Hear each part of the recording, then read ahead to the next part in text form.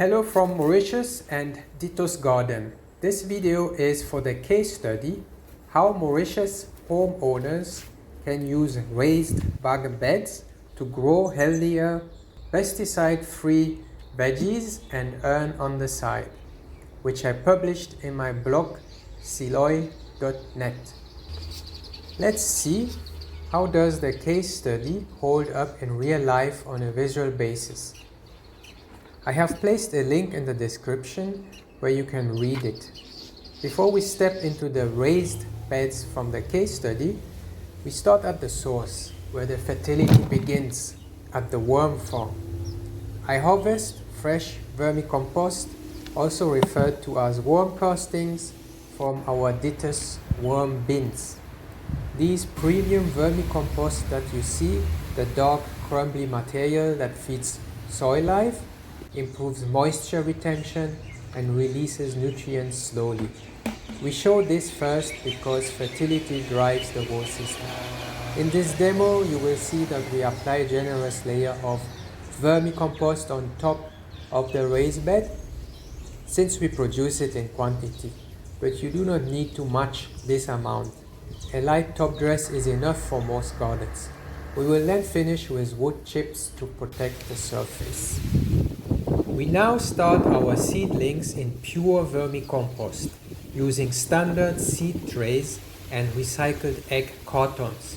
In our experience, seeds germinate more reliably and put on stronger early growth in vermicompost than in the other mixes we tried. You can see how vigorous these seedlings are. Once they have 2 to 3 true leaves and a firm root plug, we transplant them into the raised bag beds.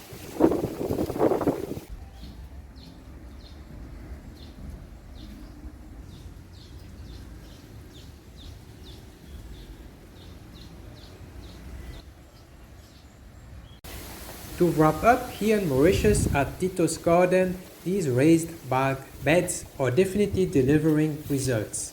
The soil mix with vermicompost covered with mulch like wood chips is delivering strong, even growth across lettuces, greens and other vegetables. The daily workload matches the case study's estimates, and while we lose a little yield to snails and other insects, the beds still provide steady harvests. The lettuces are so aromatic that I eat them without any salad dressing. As the case study suggests, any surplus can be sold and growers can also share with family and friends. Most importantly, this approach lets you eat your own food that you grow and learn to value, know exactly where it comes from, and choose truly organic practices without synthetic pesticides or fertilizers, which many commercial crops still rely on.